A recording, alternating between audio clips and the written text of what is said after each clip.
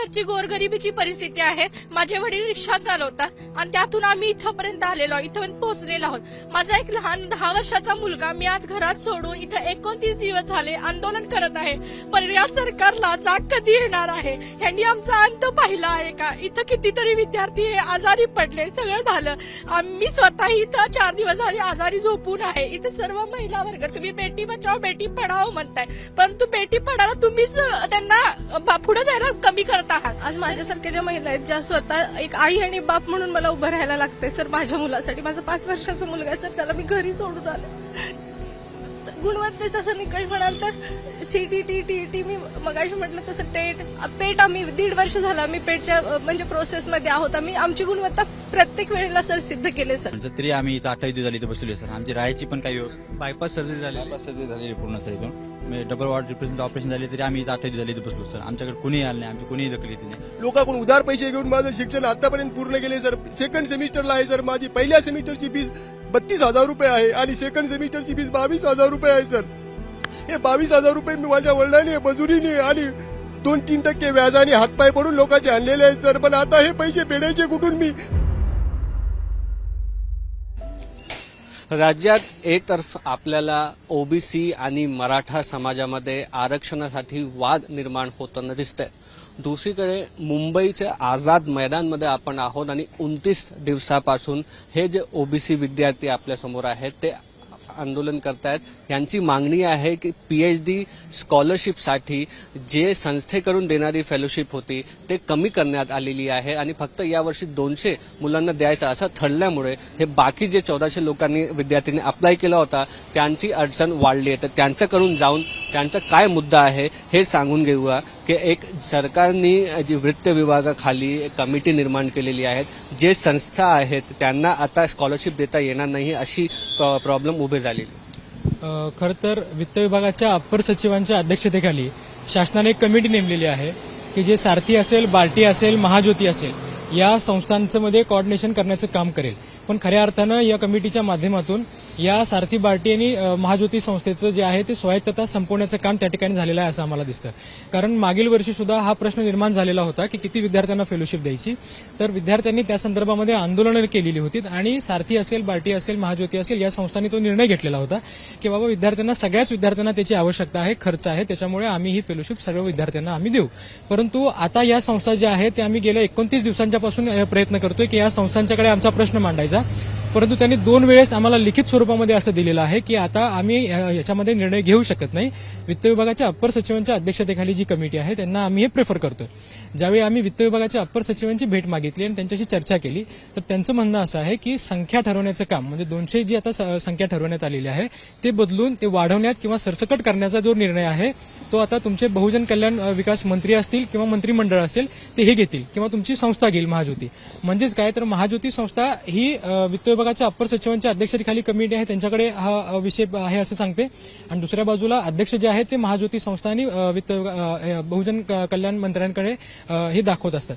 परंतु याच्यामुळे गेल्या 29 दिवसांच्यापासून जे विद्यार्थ्यांचं नुकसान होत आहे ते शारीरिक आहे, आर्थिक आहे, मानसिक आहे, शैक्षणिक आहे. तर याचं भरपाई कोण करून देणार आहे, याचे जबाबदार कोण आहे हे देखील शासनानं कुठेतरी ठरवलं पाहिजे. एका बाजूला अतुल सावे साहेब आहेत बहुजन विकास कल्याण मंत्री, त्यांचे पीएस आम्हाला भेटायला 12व्या दिवशी आलेले होते. त्यांनी आम्हाला सांगितलं होतं की आम्ही प्रयत्न करतोय की मुख्यमंत्री महोदयांच्या बरोबर तुमची बैठक लावू आणि या बैठकीच्या माध्यमातून हा आपण प्रश्न सोडवू. परंतु 12 दिवसानंतर आज 29वा दिवस आहे, त्याच्यानंतर कुठलाही प्रतिनिधी त्या ठिकाणी आम्हाला बैठकीचं चर्चेचं निमंत्रण देण्यासाठी आलेलं नाहीये. ती डेट फायनल झालेली आहे हे सांगण्यासाठी आम्हाला आलेलं नाहीये. परवा आमच्या काही महिला विद्यार्थिनी त्यांना भेटायला गेलेल्या होत्या, ते तर चुकीची माहिती देऊन कुठेतरी मंत्र्यांचा गैरसमज करण्याबद्दलची भावना त्या ठिकाणी आम्हाला दिसली. कारण मंत्री महोदयांचं म्हणणं असं होतं की विद्यार्थी चर्चेला येत नाहीयेत. म्हणजेच काय तर जे मधील अधिकारी आहेत ते कुठेतरी विद्यार्थी आणि मंत्री यांच्यामध्ये चर्चा होऊ नये यासाठी प्रयत्न करतात का अशी भीती आमच्या विद्यार्थ्यांच्या मनामध्ये निर्माण झालेली आहे. ती भीती त्या ठिकाणी दूर व्हावी आणि आमचं कुठेतरी सकारात्मक चर्चा त्या ठिकाणी व्हावी म्हणून आम्ही आमच्या माध्यमातून या ठिकाणी मंत्री महोदयांना देखील आम्ही विनंती करतोय की विद्यार्थी पहिल्या दिवसापासून चर्चेला तयार आहेत. विद्यार्थ्यांनी चर्चेला कधीही नाकारलेलं नाहीये. आपण पुढाकार घ्यावा आणि आपण या विद्यार्थ्यांना न्याय मिळवून द्यावा. शासनाकडून या विषयाकडे दुर्लक्ष केलं जाते. आम्ही ओबीसी व्हीजेएनटी प्रवर्गातले विद्यार्थी आहोत म्हणून आम्ही ओबीसी आणि व्हीजेएनटी प्रवर्गातल्या नेत्यांच्याकडनं ही अपेक्षा करतो की त्या ठिकाणी त्यांनी आमचा हा विषय उचलून धरावा आणि सरकारच्या माध्यमातून हा प्रश्न सोडवावा. परंतु अंबड असेल किंवा आता हिंगोली असेल या ठिकाणी 2 सभा झाल्या, परंतु दुर्दैव असं आहे की या दोन्ही सभेच्या माध्यमातून आम्ही प्रत्येक नेत्यांना वक्त्यांना विनंती केलेली होती की याविषयी आपण थोडंसं बोलावं आणि हा विषय सरकारच्या थोडंसं गांभीर्यानं सरकारनं लक्ष द्यावं यासाठी आपण त्याविषयी बोलावं. परंतु दुर्दैवाने दोन्ही सभांच्या मध्ये एकही वक्त्यानं त्या ठिकाणी आमच्याकडे लक्ष दिलेलं नाही, आमचा विषय मांडलेला नाही. हे आम्ही विद्यार्थी म्हणून आणि विशेषतः ओबीसी आणि भटकेमुक्त प्रवर्गातले विद्यार्थी म्हणून आमच्यासाठी खूप ही निराशा करणारी गोष्ट होती. एका बाजूला ओबीसी आणि व्हीजेएनटी प्रवर्गातले जे काही नेते आहेत ते आमच्याबद्दल बोलत नाहीत, परंतु जी काही वंचित बहुजन आघाडीची सभा झाली परवा दादरमध्ये, संविधान सन्मान सभा, त्या सभेमध्ये आम्हाला माननीय सुजात आंबेडकर दादा यांनी त्या ठिकाणी आम्हाला 27 दिवसापासून हे विद्यार्थी आंदोलन करतायत म्हणून आम्हाला तिथं विशेष निमंत्रण दिलं आणि त्या ठिकाणी उपस्थित सर्वच वक्त्यांना आणि उपस्थित जनसमुदायाला आमच्याविषयी माहिती करून दिली. त्याचा इम्पॅक्ट जे आहे ते प्रसारमाध्यमांनी त्याची दखल घेतली, त्याबद्दल आम्ही त्यांचे आभार व्यक्त करतोच. परंतु आमच्या बरोबर आमचेच नेते हा आमच्या पाठीमागे का उभे राहत नाही? आम्ही ओबीसी विद्यार्थी नाहीत का? आम्ही उद्या ओबीसीचं भविष्य नाही आहोत का? जर ओबीसी एकजूट करण्याचा प्रयत्न त्या ठिकाणी होत असेल आणि ओबीसी विद्यार्थी 29 दिवसापासून जर इथं आंदोलन करत असतील तर ओबीसी एकजूट शक्य आहे का, असा प्रश्न मला ह्या ओबीसी नेत्यांना विचारायचा आहे. सुजात आंबेडकर सारखे जे नेते आहेत ते आम्हाला त्या ठिकाणी विश्वासात घेतात, आम्हाला बोलवतात, आमच्या पाठीमागे खंबीरपणे उभे राहतात, परंतु दुसऱ्या बाजूला ओबीसी नेते का राहत नाहीत असा आमचा प्रश्न आहे. तर एक आपण म्हणू शकतो की जसा वाद मराठा आणि ओबीसी मध्ये निर्माण झालेला आहे, तर मराठा विद्यार्थी आणि ओबीसी विद्यार्थी हा जे आंदोलन आहे त्या आंदोलनमध्ये कुठे ना कुठे एकत्र दिसत आहेत. हे सगळं जे आहेत ते शिक्षणासाठी, फेलोशिपसाठी जे आहेत ते आपण म्हणू शकतो की फंड मागतायत. तर तुमच्याकडून जाणून घेऊया तुमची काय परिस्थिती आहे आता आणि किती दिवसापासून मुंबईत आहात? सर, मला जवळपास आजचा 28वा दिवस निघत आहे. मुंबईत येत आहे मी कंटिन्यू, म्हणजे मुंबईमध्ये 28वा दिवस आहे आणि माझ्या घरची परिस्थिती खूप हालाकीची आहे. माझ्या घरी समजा सगळे लोक मोलमजूर करणारे आहेत. मी छप्परबंद प्रवर्गातला विद्यार्थी आहे. सर, मला शिक्षण हे काय आमच्या वंशावळात माहीत नाही आणि मी एकमेव विद्यार्थी आहे जे आतापर्यंत मी सांगतो सरकारला पीजी पर्यंत मी लोनवर शिकत आलेलो आहे आणि घरची परिस्थिती हालाकीची आहे. आता जेव्हा पीएचडीचं ऍडमिशन घ्यायची वेळ आली सर, तेव्हा माझ्या एज्युकेशनसाठी माझ्या वडिलांनी लोकांकडून उधार पैसे घेऊन माझं शिक्षण आतापर्यंत पूर्ण केले. सर, सेकंड सेमिस्टरला आहे. सर, माझी पहिल्या सेमिस्टरची फीस 32,000 रुपये आहे आणि सेकंड सेमिस्टरची फीस 22,000 रुपये आहे. सर, हे 22,000 रुपये मी माझ्या वडिलांनी मजुरीने आणि 2-3% व्याजाने हातपाय पडून लोकांचे आणलेले आहेत. सर, पण आता हे पैसे फेडायचे कुठून मी? आणि हे सरकारने जर मला अगोदर सांगितलं असतं की तुम्हाला फेलोशिप मिळणार नाही तर मी सर काही ना काही दुसरा विचार केला असता. हे पीएचडीच्या नादी लागलो नसतो. सर, आम्हाला माहिती आहे हे सरकार फक्त म्हणते सरकार आपल्या दारी आपण लोक शेतावरी, कारण की हे सरकारचं धोरणच आहे. सर, दुसरेही जे विद्यार्थी आहेत त्यांची परिस्थिती जाणून घेऊया. काय नाव आहे तुमचं? आणि सचिन गिरी आहे माझं नाव, परभणी आलेलो, जिंतूर तालुका परभणी. माझं सर हार्टचं ऑपरेशन झाले डबल वॉर रिप्लेसमेंटचं, तरी आम्ही इथं 28 दिवस झाले इथं बसलेलो. सर, आमची राहायची पण काही बायपास सर्जरी झाली, बायपास सर्जरी झालेली पूर्ण सर. इथून मी डबल वॉर्ड रिप्लेसमेंट ऑपरेशन झाले तरी आम्ही इथं 28 दिवस झाले इथं बसलो. सर, आमच्याकडे कोणीही आलं नाही, आमची कोणीही दखल घेतली नाही. आमची इथं राहायची पण व्यवस्था नाही. आम्ही सर सामान सोबत घेऊन फिरतो आणि कुठं पण ऍडजस्ट करतो. सर, या सरकारला तब्येत सर मला आता 2 दिवस झाले मी चेकअप करून आलो. सर, आम्ही हॉस्पिटलमधून डॉक्टरने मला पोल्युशनचा खूप त्रास सांगितलाय आणि माझी टुडिओ कार्डिओलॉजी सर्व रिपोर्ट केले, रिपोर्ट पण बरोबर नाही सर माझे. त्रास होतो दिवसभर? हां सर, मला प्रॉब्लेम होतो सर, थोडा मला खूप त्रास होतो. समजा श्वास घ्यायला त्रास होतोय सर मला. हां सर, काय अपेक्षा म्हणजे तुम्ही पीएचडी केली तर तुम्हाला जगता येईल? पीएचडी केली सर, मग डॉक्टरने माझ्या ऑपरेशन मला सर कोणत्याही प्रकारचं हार्डवर्क करता येत नाही, मला कोणतेही वजन वगैरे काय होतं नाही. पीएचडी तुम्ही कमी कमी एज्युकेशन फील्डमध्ये ते राहू शकतो. त्यामुळे सर माझी इच्छा होती पीएचडी करण्याची. माझे पूर्ण कुटुंब शेतकरी कुटुंबातील आहोत आम्ही आणि महाराष्ट्र सरकारने सर यावर्षी दुष्काळ जाहीर केलेला आहे. त्यांना एवढं तरी माहित पाहिजे की सर शेतकरी कुटुंबातील विद्यार्थी आहेत आणि दुष्काळ जाहीर करून यांच्याकडे कुठून पैसे येतील. काय करतो आम्ही सर? काय नाव आपलं?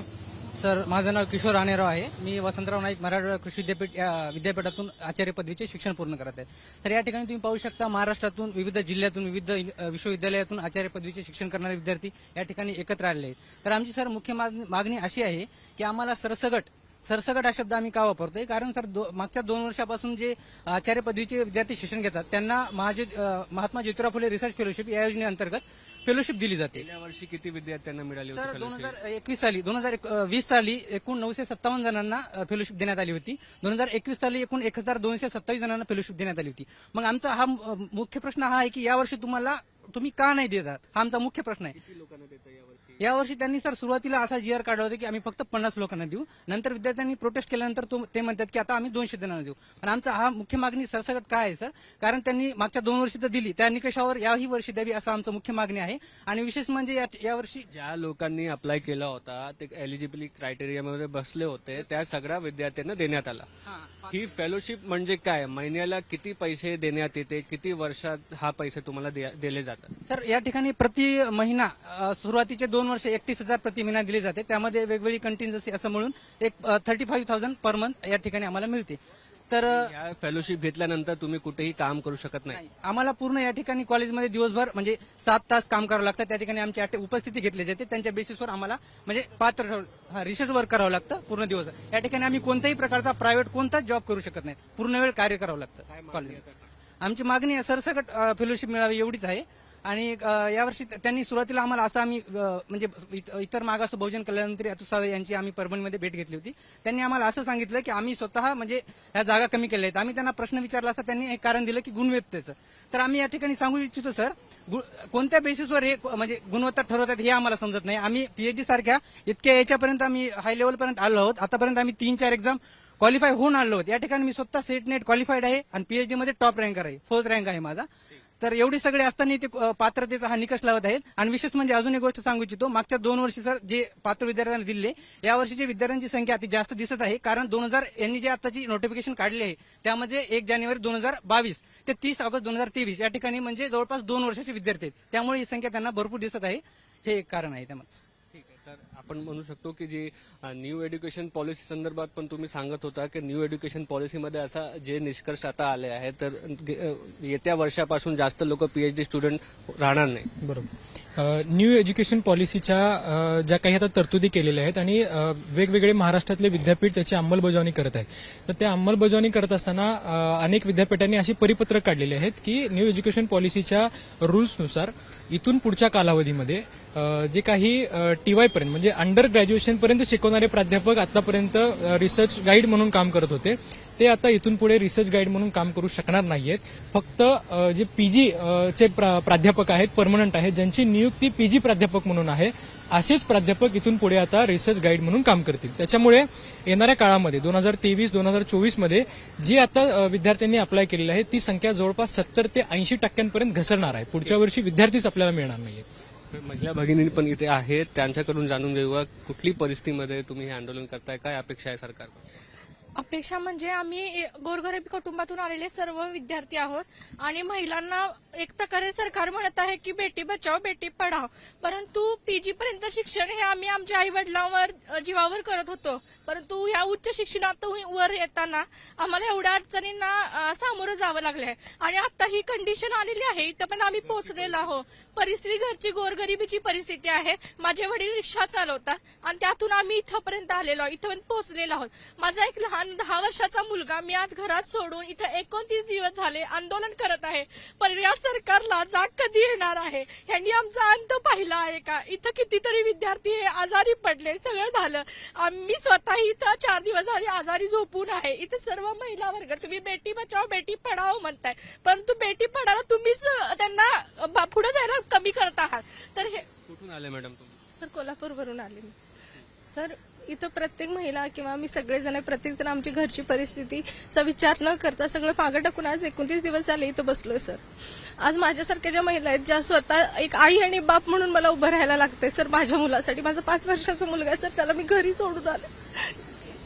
गुणवत्तेचा असं निकष म्हणाल तर सीटीटी टीईटी मी मगाशी म्हटलं तसं पेट आम्ही 1.5 वर्ष झालं आम्ही पेटच्या म्हणजे प्रोसेसमध्ये आहोत. आम्ही आमची गुणवत्ता प्रत्येक वेळेला सर सिद्ध केले सर. आज नोकरी पण नाही आणि आम्ही रिसर्चसाठी इतकं धडपडतोय. मी माझा विषय सांगितला की महिला संदर्भात असणारा आमचा विषय आहे. आम्ही इथं समाजशास्त्राचे विद्यार्थी आहोत सर. समाजासाठी उपयोगी पडणारा आमचा रिसर्च आहे, पण आमच्याकडे ते रिसर्च करण्यासाठी सर आज पैसे नाहीत. आम्ही खायचं काय आणि रिसर्च काय करायचं सर? जर फेलोशिपचा आधार नसला तर तुम्ही एनरोलमेंट घेतलं नसतं पीएचडी मध्ये? सर फेलोशिपचा आधार नसता तरी आमची समाजासाठी करायची जी धडपड आहे ना ती आम्ही केलीच असती सर. पण जेव्हा बाबासाहेब आंबेडकर म्हणतात की तुम्ही 2 नाणी कमवत असाल तर एकाची भाकरी हे करा, तरतूद करा आणि 1 नाण्याची तुम्ही शिक्षणासाठी करा. सर आज आमच्याकडे अशी परिस्थिती की आमच्यासाठी दोन्ही तरतुदी बंद आहेत सर, दोन्ही रस्ते बंद आहेत आज. आपण इथे येऊन जी परिस्थिती आहे ओबीसी समाजाचे स्टुडंट्सची ते जाणून घेतलेली आहे, पण तसेच महाराष्ट्राच्या वेगवेगळ्या भागामध्ये जे मराठा समाजाचे विद्यार्थी आहेत, जे आपण आदिवासी समाजाचे विद्यार्थी आहे, हेही अशाच मागणी करून सरकारसमोर आंदोलन करतात. कॅमेरा पर्सन साई प्रसाद पाटील सोबत मुस्तफा शेख, मुंबई तक.